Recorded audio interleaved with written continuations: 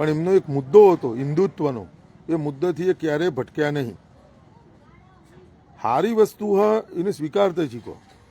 મોદીજી વડાપ્રધાન જે તાલી થાળી ઘંટ એ સદીના મહાનાયક ફાયે જો વગાડી દેતા હોય અને વિશ્વ સુંદરી ફાયે વગાડાવતા હોય, દેશની આટલી જનતાના બધો ભાઈ જો તાલી થાળી ઘંટ વગાડી દેતા હોય, ટોર્ચ લાઇટ કરાવી દેતા હોય, ફેસ લાઇટ કરાવી દેતા હોય, તો એ કોઈક તાકાત તો છે ને ભાઈ. એક પણ ચૂંટણી હાર્યા વગર 2002 થી લઈ અને વડાપ્રધાનના હોદ્દા ઉપર હાલ બિરાજમાન છે. ભાજપમાં કોમ કર્યો ગ્રાઉન્ડ લેવલનો અને RSSમાં કોમ કર્યો અને આજે દેશના વડાપ્રધાન ઉપર છે.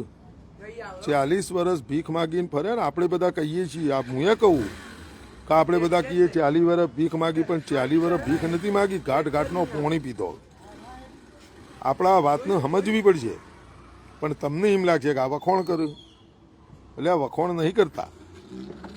એ માણસે સત્તા પ્રાપ્તિ માટે રાજનીતિ માટે અત્યારે જે જરૂર છે, જનતાને જે જોવે છે ને, એ રોજ હવારે પીરશે. મોદીજીને ખબર કે આ બટાકાનું શાક જ ખાશે આ દેશની જનતા. આ બપોરે આર્યું કારેલોનું શાક ખાશે. આ ભલે એમને કડવું લાગતું 2-4 જણને, પણ આ બધા રસ પી જશે. હું એના અંદર મિશ્રણ કરીને આલ દઉં ને એટલે બધા પી જશે. પીજો ને તમે. હમણાં બ્લેક આઉટ હતું ને કતું. હવે લાઇટો આપણે ગુરુવારે કોણ કાપ કરે?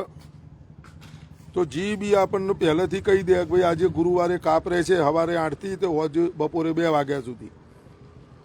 તો એ કાપ કરી દો બ્લેક આઉટમાં, તો ન ચાલે એ રહે. પણ તમે મી ઊભા થઈ અને સ્વિચો બંધ કરી, લાઇટો બંધ કરી. આ તાકાત એમના ભાઈ. હજી એ તમને ઊભા થઈને સ્વિચો બંધ કરાવવાની જે તાકાત રહી ને, એ તાકાત તમે ઊભી કરો. તમારા ભાઈ અમિત શાહ જેવો મોણો જુઓ. એ એમનો ઇતિહાસ વાંચો અમિત શાહનો, એ કે ચૂંટણી હતી ને એમના હોમું એક મહિલા ઊભી રહી હતી કોલેજમાં કી જગ્યાએ. તો એ કેવી રીતે મહિલાઓ મત આપે, તો એ કેવી રીતે એ કર્યું. તો એ રાજનીતિ એને કહેવાય. એ કોઈ રાસ દોડિયા રમવા નહીં આવ્યા. એ રાજનીતિ જ કરે છે. બીજા પાર્ટીઓ રાજનીતિ જ કરે છે. તો રાજનીતિમાં બધું જાય છે.